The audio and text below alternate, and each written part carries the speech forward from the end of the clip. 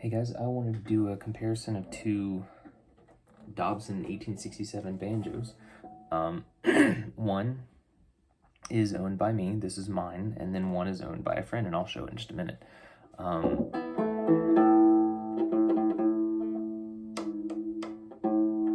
figured I'd play them for a second and you could do a comparison.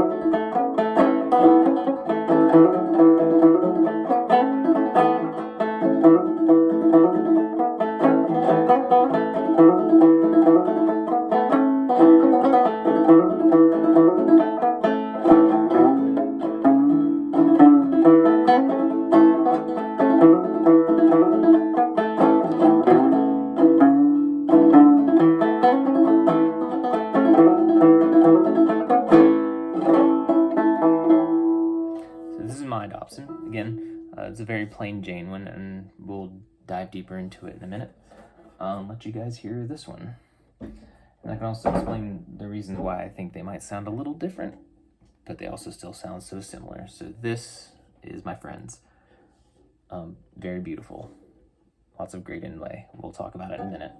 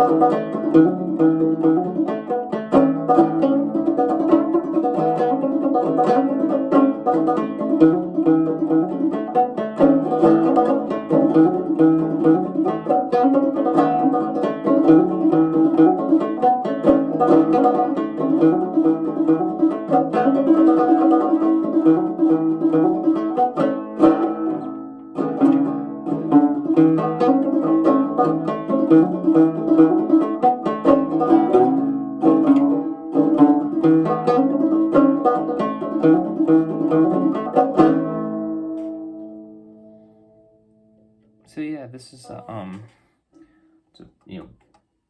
really pretty Dobson 1867. These were really popular banjos between 1867 and the early 1870s until the 1873 patent and the 1878 patents came out. These were pretty nice. In fact, mine, and they weren't cheap either. In the 1860s, there's actually a note in mine, a tag that's glued inside the resonator. It says H.C. Dobson patent 1867, and the price is $20, brand new, which not cheap in the 1860s. I haven't looked in this one to see if there's a tag or not. There was a little rattling. I think a couple of these screws are loose, so no worries on that, but still a great tone from this. But as you can see, whereas mine is pretty plain, I don't know, Clifton Hicks did a nice expose on these banjos, just like he stated in that these are all rosewood veneered, Brazilian rosewood, even on the tension hoop here, this wooden tension hoop, which was made of poplar, and then just veneered with rosewood. And then this neck, I think, was mahogany. But, yeah. So mine is, and it's got a rosewood veneer on it as well. Mine was, when I got it, it was fretted. It was like aftermarket fretted. Let me set this one down for a moment. So if you look really close, you might see there's some little, what looks like nicks under the fingerboard there. That's where the frets used to be. Somebody stuck some frets on here to push the bridge back. This is the original tailpiece. Unfortunately, because they pushed that bridge back, this tailpiece used to come out to about here. They cut it down. Then it actually has the patent date on it here, as well as that, you know, the stamp on the neck. You can see it better on this side, but there's that patent stamp. Henry C. Dobson, patent July 16th, 1867. Like I said, there's a tag in here with the price on it. I will say this is probably I've played 4 of these. This is the beefiest neck of any of them I've ever played, which I love. I absolutely love how thick the neck is on this one. And like, not just thick this way, but like thick this way too. It's really, really thick here. So there's like a lot to hold on to. So like I said, this is a pretty standard one. This one's got 22 screws in the tension hoop. I had one that had, I think 16 or 18. And then there's 45 of these brackets that hold the resonator onto the rim. And there's actually 2 screws that go into the, there's a flange down here that this all screws into. It's another poplar flange that's actually glued to the side of the rim, which I believe is also poplar or maybe ash. I'm not sure. Anyway, there's 2 screws that actually help hold this rim onto the dowel coming from this neck, and it goes all the way through and connects into the back of this resonator. So mine also has some call them professional fret markers. They're just position indicators for your noting of a string.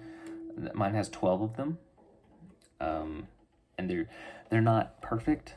They're just sort of an idea of where that finger position should be. I've messed with this bridge so many times trying to get it perfect, and it isn't. But typically on an 1867, you want the bridge to be, I say this, about 1/3 of the way up the head. Not quite in the middle, but not so far to the back like, you know, later banjos in the 1890s and stuff. And yeah, I mean, this was your basic Dobson 1867 patent for $20. Now this one, owned by my friend, he just recently got it, and I'm taking care of it for a little while for him. This one has the same number of screws. It actually has 44 of these brackets, whereas mine has 45, showing some inconsistency from the Buckbee factory. Buckbee made the Dobson 1867s, as far as history tells us. This one actually only has 10 of these position markers, and they're in a slightly different position than what's on mine, even though the necks are identical in length. They're the exact same length. Another difference is there's a slight difference in shape to the headstock. So this is, it's weird because this one doesn't have like that second bump, but it has it on this side. Whereas mine has that second bump on both sides, and they're pretty, you know, distinguishable. This one just has the second bump on one side, which is a little odd, but again, Buckbee was a bit of a jobber, you know, maker. A lot of his weren't marked. This one, of course, does have the stamp on it. It says there, same patent date, July 16th, 1867. Both sides. But they definitely had a skilled craftsman on this one. You can see this, like, flower and leaf vine inlay design, this marquetry, almost like Victorian furniture, which, I mean, this is from the Victorian era, I think. Beautiful marquetry on the rim there. Interesting tailpiece, brass tailpiece. I don't think it's original because there's 2 holes here. Now, I'm not saying maybe this isn't a modified from the original, but it looks like there was something here at some point, which probably eventually broke off or whatever. But it doesn't really affect the play. Sorry, but these strings are still stretching.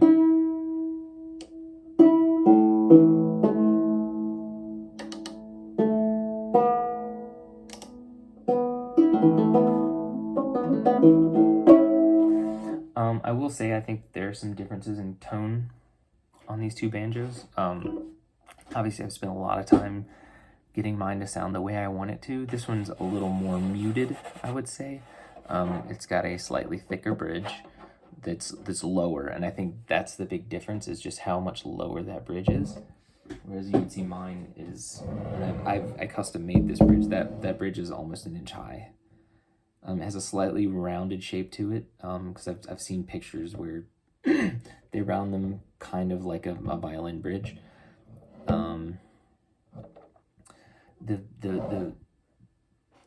If I lay them down, I'll see if I can. I think, and I may be wrong, but I think that the rim on mine is like slightly taller by maybe 3 millimeters. So maybe that offers a deeper resonance or a louder booming projection. I don't know. I think that the head on this one, while it is older, is thicker. This is the thinnest calfskin hide that I could get, and it was unbleached. Unbleached, thin calfskin hide. It actually is like almost see-through. It's so thin. And it offers, I think it mutes it a little bit less. But other than that, they're very similar banjos, but this one is prettier. I'm a bit jealous of it. It's a beautiful instrument. I'm going to see if I have a screwdriver over here.